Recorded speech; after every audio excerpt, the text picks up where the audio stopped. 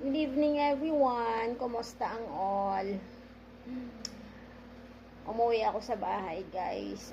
Sanay akong umuwi. Pagdating ko sa bahay, andito yung mga anak ko.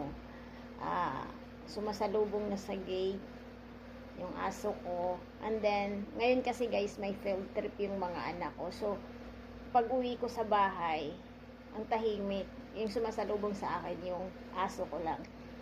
Hindi talaga ako sanay, guys. Kanina pa ako nag-coffee.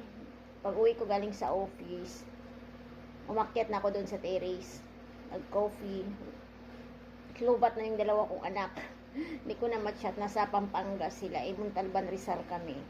So, nag-message ako, tumawag ako. Ganon talaga ang nanay, no? Kasi grade 10 and grade 7 na yung anak ko. So, hindi na ako sumasama. Last year din hindi na ako sumasama kasi sabi nila, Mama, wala ka bang tiwala sa